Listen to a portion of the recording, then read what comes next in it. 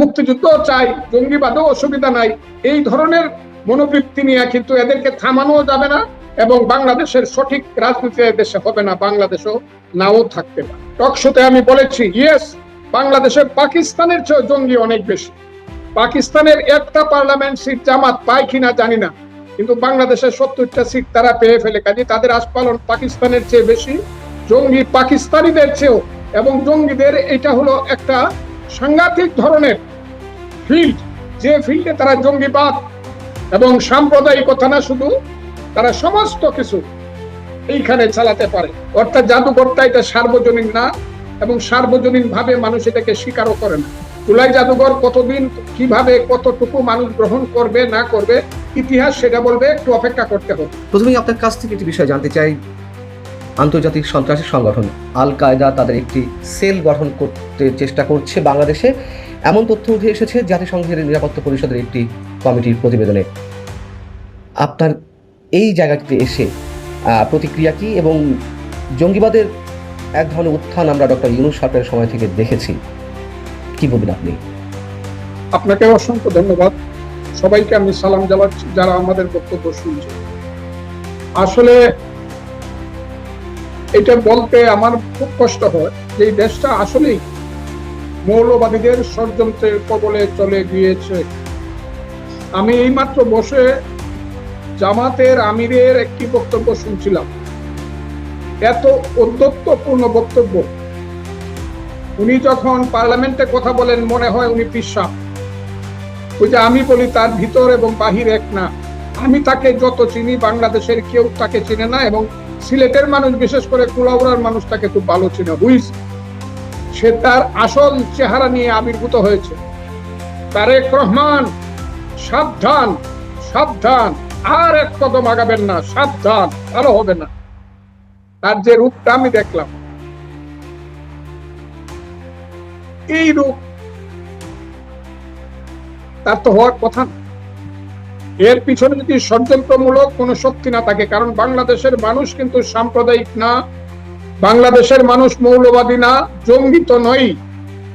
তারপরে ওরা যে আস্ফালন এবং উদ্যত্তটা দেখাচ্ছে, এর পিছনে নিশ্চয়ই কোনো কারণ আছে।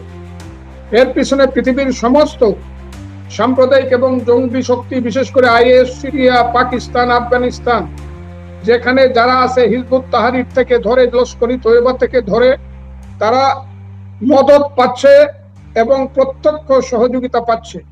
বিশেষ করে 5ই আগস্টের আন্দোলনের পরবর্তী সময়ে বা ওই সময়টাতে থানা লুট করা, পুলিশ হত্যা করা এবং শত শত অস্ত্র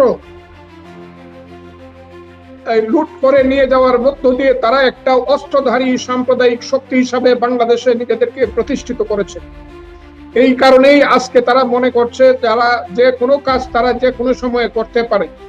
কেউ আমাদেরকে 24 ঘন্টা আলটিমেটাম দেয়, কেউ 72 ঘন্টা আলটিমেটাম দেয় তারেক রহমান সাহেবকে। ইচ্ছা করলেই আমরা তাদেরকে ফেলে দিতে পারি। শেখ হাসিনা দিল্লি গেছে, তারেক রহমান তো লন্ডন যেতে পারবে না, সাবধান তারেক রহমান।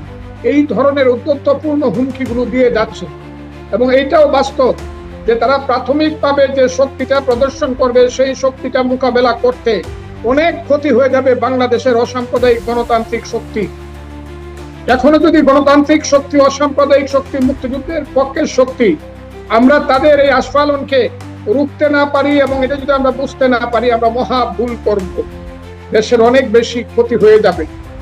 তবে জাতিসংঘ থেকে যে জিনিসটা বলা হয়েছে, আমি কয়েকদিন আগে, 4 দিন আগে একটা টকশোতে আমি বলেছি, ইয়েস, বাংলাদেশে পাকিস্তানের চেয়ে জঙ্গি অনেক বেশি। পাকিস্তানের একটা পার্লামেন্ট সিট জামাত পায় কিনা জানি না, কিন্তু বাংলাদেশের 70টা সিট তারা পেয়ে ফেলে। কাজে তাদের আস্ফালন পাকিস্তানের চেয়ে বেশি, জঙ্গি পাকিস্তানিদের চেয়েও। এবং জঙ্গিদের এটা হলো একটা সাংঘাতিক ধরনের ফিল্ড, যে ফিল্ডে তারা জঙ্গিবাদ এবং সাম্প্রদায়িকতা না শুধু, তারা সমস্ত কিছু এইখানে চালাতে পারে। এই দেশটাকে আফগানিস্তান করার জন্য তারা প্রস্তুতি নিচ্ছে। সরকার এবং আমরা মুক্তিযুদ্ধের পক্ষের শক্তি এবং মুক্তিযোদ্ধারা যদি সচেতন না হই, তাহলে আমাদের বিপদ আছে, দেশের স্বাধীনতার সার্বভৌমত্ব থাকবে কি। আপনি কি মনে করছেন যে জামাতে ইসলামী বা তাদের সঙ্গে সম্পৃক্ততার মাধ্যমেই বাংলাদেশে আল কায়দার মতন আন্তর্জাতিক সন্ত্রাসী সংগঠন তাদের সেল প্রতিষ্ঠা করার চেষ্টা করছে? তাদের সাথে সবাই আছে। কারণ যেখানে এখানে আন্দোলন হইলে পরে, আন্দোলন জয়ী হইলে পরে পাকিস্তানে সেই মানে ফুর্তি হয়, খাওয়া দাওয়া হয়, উৎসব হয়। লস্করে তো এবার মতো সংগঠনরা বলে আমরা ৭১-এর প্রতিশোধ নিয়েছি। কাজে তাদের সঙ্গে আল কায়দার সম্পর্ক থাকাটা বিচিত্র না, আমি মনে করি আছে। এবং সরকারের এই ব্যাপারে খুব সাবধান হওয়া উচিত। সরকার এখনো যদি তাদেরকে মনে করে তাদের সহযোগী বন্ধু, এটা খুব ভুল করবে, খুব ভুল করবে। আমি আবারও বলছি, খুব ভুল করবে। আপনি যেটি বলছেন, অনেকেই বলছেন যে জামাত বা জামাতের সাথে অন্য যারা এই যে নতুন দু একটি দল আছে তারা যে জোট বেঁধেছে, জামাত, এনসিপি বা আরো দু একটি দল, এই জোটকে বর্তমান সরকার, বিএনপি সরকার বেশ খানিকটা ছাড় দিচ্ছে এবং মিলেমিশে সরকার চাইছে। যদি আপনি নিজেও যে কথা বললেন যে ছাড় দিলে ভুল করবে, কিন্তু অনেকে বলছে ছাড় দিচ্ছে, ছাড় দিয়ে তারা একসাথে রাজনীতি করার চেষ্টা করছে। যদি তাই হয় তাহলে কি ধরনের পরিণতি হতে পারে বিএনপির জন্য, আপনার দলের জন্য? আমি এটা বুঝি না। ছাড় দিচ্ছে বললেও এটা সবটা বলা হবে না। এর কারণ হলো এখানে যে ছাত্র শক্তি এবং যুব শক্তি বিএনপির মধ্যে আছে, তারা কিন্তু একদম এইসব রাজাকারের বাচ্চাদেরকে সহ্য করে না, পছন্দ করে না। তাদের বিরুদ্ধে কিন্তু তারা প্রতিরোধ গড়ে তুলে মাঝে মধ্যে। কিন্তু উপরের দিকে বিএনপির মধ্যে কিছু যারা ৭১ সনে যাদের পূর্বপুরুষেরা স্বাধীনতা বিরোধী ছিল, তাদের মধ্যে একটা দুর্বলতা আছে জামাতের প্রতি। আমি বলছি না, অনেকে মনে করে যে বিএনপির মধ্যে একটা পার্সেন্টেজ জামাতের প্রতি দুর্বলতা আছে, এটা তাদের আদর্শিক বা নীতিগত কারণেই। এই জায়গাটা কিন্তু বিএনপিকে সাবধান থাকতে হবে। এবং যদি সাবধান না হয়, এইরকম ৭-৫-১২ ধরনের কথা যদি বলে, হ্যাঁ মুক্তিযুদ্ধ চাই, জঙ্গিবাদও অসুবিধা নাই, এই ধরনের মনোবৃত্তি নিয়ে কিন্তু এদেরকে থামানো যাবে না। এবং বাংলাদেশের সঠিক রাজনীতি দেশে হবে না, বাংলাদেশও নাও থাকতে পারে। এইরকম যে আমরা মুক্তিযুদ্ধ চাই, গণতন্ত্র চাই, আর জঙ্গিবাদ থাকলে, সাম্প্রদায়িকতা থাকলে কোনো অসুবিধা নাই। রাতের বেলা একটু ফোন করে তাদেরকে একটু ভাই কেমন আছেন, দাদা কেমন আছেন বলে আসেন, একসাথে কাজ করি বললেই সব শেষ হয়ে যাবে। সাপ কোনোদিন সবল দিতে ভুল করে, এরা সাপের চেয়েও ভয়ঙ্কর। সাম্প্রদায়িক শক্তি, স্বাধীনতা বিরোধী শক্তি, এরা সাপের চেয়েও ভয়ঙ্কর। এই কথাটা আমি বললাম, এটা একদিন প্রমাণিত হবে। আমরা কি সেই জায়গা থেকেই দেখছি যে জুলাই যে জাদুঘরটি প্রতিষ্ঠিত হলো, জুলাই জাদুঘর, এক ধরনের আইন করা হলো, আইনে বিধান করা হলো যে জুলাই গণ অভ্যুত্থান স্মৃতি জাদুঘরে কোনো ধরনের কোনো স্থাপত্য, নিদর্শন ধ্বংস, বিনষ্ট বা পরিবর্তন প্রতিসাধন করলে সর্বোচ্চ 10 বছরের কারাদণ্ড এবং 10 লাখ টাকা অর্থদণ্ড। আর এই জাদুঘরের কিছু নিদর্শন চুরি বা পাচার করলে তার জন্য 5 বছরের কারাদণ্ড এবং 5 লাখ টাকা অর্থদণ্ড বা উভয় দণ্ড হতে পারে। আমার প্রশ্ন হচ্ছে, যেখানে আমাদের মুক্তিযুদ্ধ স্মৃতি জাদুঘর ধ্বংস করা হলো, লুটপাট করা হলো, মুক্তিযুদ্ধে অসংখ্য স্মৃতি নিদর্শন বুলডোজার দিয়ে গুড়িয়ে দেওয়া হলো, বঙ্গবন্ধু 32 নম্বর বাড়ি বঙ্গবন্ধু স্মৃতি জাদুঘর, যেটি অবশ্যই ৭১-এর অসংখ্য স্মৃতি নিদর্শন ছিল, যেখানে সেগুলো গুড়িয়ে দেওয়া হলো বুলডোজার দিয়ে। এবং এখনো অনেক কিছু হচ্ছে। কয়েকদিন আগে বীরশ্রেষ্ঠ হামিদুর রহমানের ভাস্কর্যও গুড়িয়ে দেওয়া হয়েছে। সেসব বিষয়ে আমরা দেখতে পাচ্ছি না যে সংশ্লিষ্ট কর্তৃপক্ষের বা সরকারের বা প্রশাসনের কোনো ধরনের উদ্যোগ আছে। যেখানে আমাদের মুক্তিযুদ্ধের নিদর্শন ধ্বংস করা হচ্ছে, সে বিষয়ে কোনো প্রশ্ন নেই, কিন্তু জুলাই স্মৃতি জাদুঘরের কিছু হলে তার জন্য 10 বছরের কারাদণ্ড, 10 লাখ টাকা অর্থদণ্ড ইত্যাদি ইত্যাদি ঘোষণা করা হচ্ছে। এটি কিসের আলামত? এই ধরনের কোনো আইন বা সার্কুলার দিয়ে কোনো প্রতিষ্ঠান বা কোনো দর্শনীয় স্থান রক্ষা করা যাবে, তাহলে বুঝা গেল যে এদের মধ্যেই দুর্বলতা আছে, জাদুঘরের মধ্যেই দুর্বলতা আছে। অর্থাৎ জাদুঘরটা এটা সার্বজনীন না, এবং সার্বজনীন ভাবে মানুষ এটাকে স্বীকারও করে না। এই দুর্বলতাকে হয়তো বা এই আইনটা করা হয়েছে। আমি জুলাই জাদুঘর সম্পর্কে বেশি বলতে চাই না। The time will come and the time will answer in time. জুলাই জাদুঘর কতদিন, কিভাবে, কতটুকু মানুষ গ্রহণ করবে না করবে, ইতিহাস সেটা বলবে, একটু অপেক্ষা করতে হবে। তবে একটা কথা বলবো, আমাদের দুর্ভাগ্য, মুক্তিযোদ্ধাদের দুর্ভাগ্য, মুক্তিযুদ্ধের নামে, মুক্তিযুদ্ধের চেতনার নামে যারা 15 বছর দেশটাকে চালাইছিল, এই জায়গাতে যাওয়ার জন্য কিন্তু তাদের দুষ্কর্ম কম দায়ী নয়। তারাই কিন্তু এই দেশটাকে আজকে রাজাকার আল বদরের বাচ্চাদের হাতে তুলে দিছে, এবং এই ধরনের আইন আমাদেরকে শুনতে হচ্ছে। মুক্তিযুদ্ধের স্মৃতি থাকবে কি থাকবে না, ইমাম হুসেনের স্মৃতি কিন্তু 200 বছর পরে আসছে। 200 বছর, কারবালার 200 বছর পরে ইমাম হুসেনের স্মৃতি সারা পৃথিবীতে আসছে।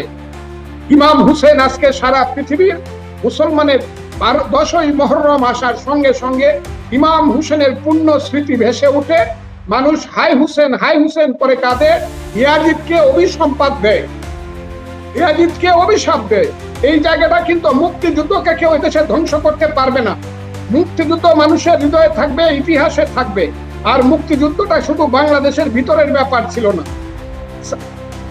ওই 26শে মার্চ বা 16ই ডিসেম্বর শুধু বাংলাদেশের এই 54,000 বর্গ মাইল জায়গার ব্যাপার না, এটা সারা পৃথিবীর আজকের 100-212টা দেশের ব্যাপার। সবাই জানে হোয়াট ইজ ওয়ার। এখানে কে কি করলো বা করলো না, মুক্তিযুদ্ধকে সম্মান করলো কি করলো না, এইটা বড় কথা নয়। মুক্তিযুদ্ধ বাংলাদেশের ইতিহাসের সোনালী অধ্যায়। এই অধ্যায়কে কেউ ধ্বংস করতে পারবে না, সাময়িকভাবে বাধাগ্রস্ত করতে পারবে। ইউ ওয়েট ফর টাইম, দেখেন কি হয়। মুক্তিযুদ্ধ অবশ্যই ফিরত আসবে।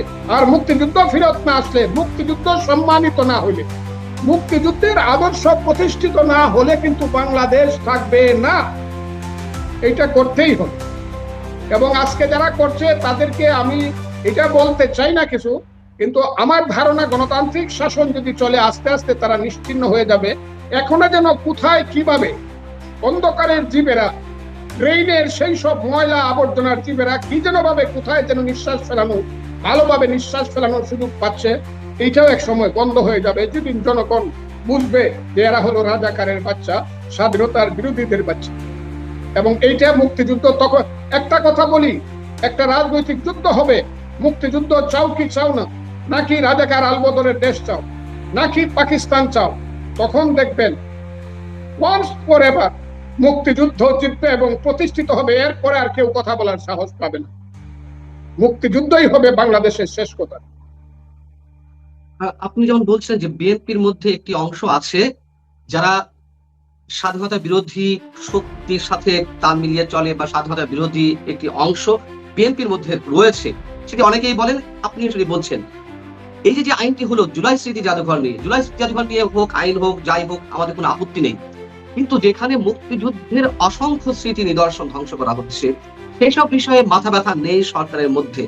এটি কি সেই অংশ দ্বারা পরিচালিত হচ্ছে? সরকারের বিভিন্ন কর্মকাণ্ড কি ওই স্বাধীনতা বিরোধী ওই শক্তি দ্বারাই পরিচালিত হচ্ছে?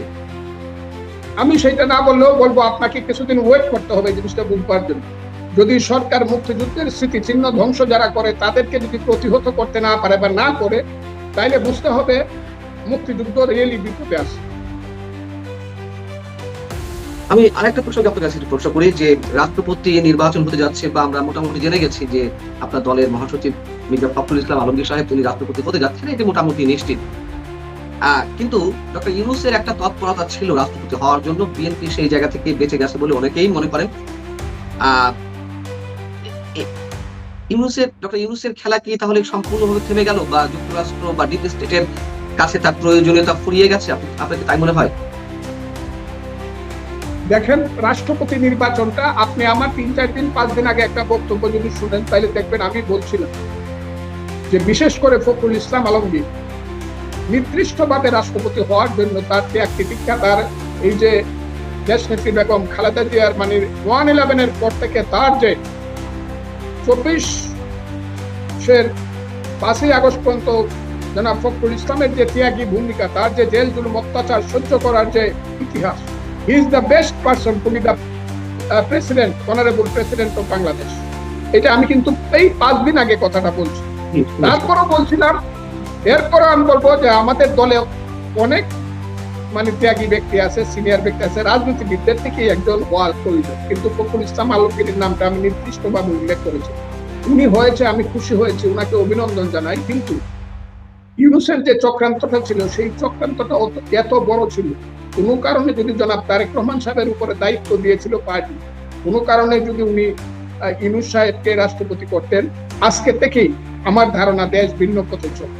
কারণ ইউনূস সাহেব হলো কনস্পাইরেটর, হি ইজ এন ইন্টারন্যাশনাল কনস্পাইরেটর।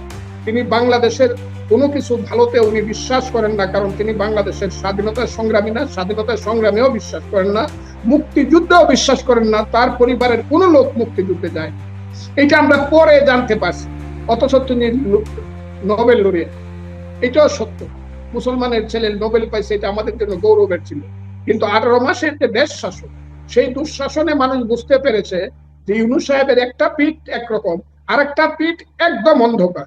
সেই অন্ধকারের দিকটাই ইনি বাংলাদেশের সম্পর্কে গত 18 মাস প্রয়োগ করে এই দেশটাকে একটা সাম্প্রদায়িক, একটা জঙ্গিবাদী রাষ্ট্র হিসাবে, একটা বেয়াদব ছেলেপেলে রাষ্ট্র হিসাবে 4টে জেনারেশনকে ধ্বংস করে দিয়ে এই দেশকে একদম জাহান্নামের দিকে নিয়ে গেছে তার আমলে। কাজে ইউনূস সাহেবের মতো লোক রাষ্ট্রপতি হবে কোনোদিন আমি বিশ্বাস করি নাই, আর হইলে পরে দেশের ক্ষতি হইতো। তবে ইউনূস সাহেবের খেলা শেষ হয়ে গেছে এইটা আমি মনে করি। ইউনূসের খেলা থামেনি এবং ইউনূস রাষ্ট্রপতি না হওয়াতে দেশ অনেকভাবে বেঁচে গেছে, বিএনপিও বেঁচে গেছে। কিন্তু ইউনূস সরকারের, ইউনূস প্রশাসনের অনেকেই এখনো বিএনপি সরকারের মধ্যে রয়ে গেছে, বিএনপি প্রশাসনের মধ্যে রয়ে গেছে। এমনকি ডক্টর ইউনূসের উপদেষ্টা পরিষদের কেউ এখনো বিএনপি সরকারের মধ্যে রয়েছে, মন্ত্রী পরিষদে রয়েছে। বিএনপি কেন তাদের থেকে দূরে সরতে পারছে না বা তাদেরকে এখনো রেখে দিয়েছে? আমার উত্তরটা একই। ইউনূস সাহেবকে চিনতে না পারলে, জামাতকে চিনতে না পারলে, ওইসব দুষ্ট ছেলেপেলেদেরকে চিনতে না পারলে এটা আমাদের জন্য দুর্ভাগ্য আনবে, এটা আমি মনে করি। আমার এই প্রশ্নের উত্তরটা একই। এখানে বিএনপিকে সঠিকভাবে গণতান্ত্রিক প্রসিডিউর প্রয়োগ করে মানুষের মতামত অনুসারে সমস্যার যতটুকু আছে সব সমস্যার সমাধান বিএনপি বা কোনো সরকার করতে পারবে এটা মনে করি না। তবে সর্বোচ্চ চেষ্টা দিয়ে মানুষের সমস্যার সমাধান করতে হবে, এটাই বাস্তব। সমাধান না করতে পারলে কিন্তু দেশ আবার বাজে দিকে ফিরত যাওয়ার সম্ভাবনা আছে। যে 15 আগস্ট বঙ্গবন্ধুর মৃত্যুবার্ষিকী, আমরা দেখছি এর আগে 2024-এর পর থেকে এ পর্যন্ত বঙ্গবন্ধুর 32 নম্বরে যারাই শ্রদ্ধা জানাতে গেছে বাধা দেওয়া হয়েছে, পুলিশ প্রশাসনের পক্ষ থেকে বাধা দেওয়া হয়েছে। এবার 15 আগস্ট বঙ্গবন্ধুর মৃত্যুবার্ষিকী উপলক্ষে আপনার কোনো প্রতিক্রিয়া আছে? আমি আপনাকে একটা কথা বলি, 15 আগস্ট বঙ্গবন্ধুর হত্যাকাণ্ড, তার পরিবারের হত্যাকাণ্ড নিশ্চিতভাবে এই দেশের জন্য একটা মস্ত বড় ট্র্যাজেডি এবং এই দেশের রাজনীতির একটা প্রেক্ষাপট পরিবর্তনের একটা সাংঘাতিক ধরনের মর্মান্তিক একটা বিষয়। এই বিষয়ে আমাকে প্রশ্ন করা, এটা আপনি জানেন আমি কি করছি না করছি 15 আগস্ট, কিন্তু আজকের প্রেক্ষাপটে আমি বলবো রাজনীতি হলো it's a question of power of organization. আপনি আপনার রাজনৈতিক শক্তি দিয়ে যদি আপনি মোকাবেলা না করতে হবে পারেন, তাহলে যারা বঙ্গবন্ধুকে ভালোবাসে তারা বঙ্গবন্ধুকে হৃদয়েই ধারণ করতে হবে 15 আগস্ট। আর বাস্তবে ধারণ করতে চাইলে তাদের সাংগঠনিক শক্তি যদি কোনোদিন আসে তারা করতে পারবে। এখন তো তাদের কোনো সাংগঠনিক শক্তি নাই এবং বাংলাদেশ সে রাজনীতির প্রেক্ষাপট পরিবর্তনের জন্য এটার যে একটা দুর্ভাগ্যজনক ঘটনা আর কিছুই হতে পারে না। ওইগুলো আমি বহুবার জীবনে হাজার বার বলেছি, কোনো মূল্যায়ন হয় নাই কোথাও। আজকেও বলছি, বঙ্গবন্ধুর হত্যাকাণ্ড যদি আপনাকে বঙ্গবন্ধুর বাড়িতে যেতে হয়, বঙ্গবন্ধুর নামে এই করতে হয় ওই করতে হয়, তাহলে it's a political game, it's a political fight. You are to win over the game through a process of organization. এখন অর্গানাইজেশন নাই, পিলার নাই, হাজার লাখ মানুষ, কোটি মানুষ বঙ্গবন্ধুকে যারা ভালোবাসে তারা তার স্মরণ করবে 15 আগস্টে। আবার যারা ভালোবাসে না তাকে অভিসম্পাদ দিবে। কিন্তু ভালো যারা বাসে তারা যদি বঙ্গবন্ধুকে স্বনামে এবং স্বনামে বলবো না, বাস্তবে প্রতিষ্ঠিত করতে হয়, they must come out successful through a process of organization. কিন্তু এখন তো তারা নাই, কোথায় তারা নাই। তো এই জন্য আমি দায়ী করব 15 বছরের শেখ হাসিনার শাসনকে। আমি বারবার বলতাম শেখ হাসিনা আপনি চলে যাবেন, কিন্তু একজন মহান ব্যক্তির ধ্বংস করে যাবেন, আপনার মহান পিতাকে ধ্বংস করে যাবেন, এটা বারবার বলতাম তখন। আজকে দেখেন আমার কথাটা সত্য। 15 আগস্ট আসবে যাবে, এটা খুব বড় ব্যাপার না। আমি একবারই বলছি যে ইমাম হোসেন কিন্তু 200 বছর পরে পৃথিবীতে প্রতিষ্ঠিত হয়েছে, যে ইমাম হোসেন এই সত্য ছিল। ইমাম হোসেন এই সত্যর প্রতীক, ইয়াজিদ হইল মিথ্যা এবং অভিসম্পাতের প্রতীক এবং অধর্মের প্রতীক। এই জিনিসগুলা প্রতিষ্ঠিত হবে, কথা খুব ক্লিয়ার। আপনাকে অনেক ধন্যবাদ অ্যাডভোকেট ফজলুর রহমান আমাদেরকে সময় দেওয়ার জন্য।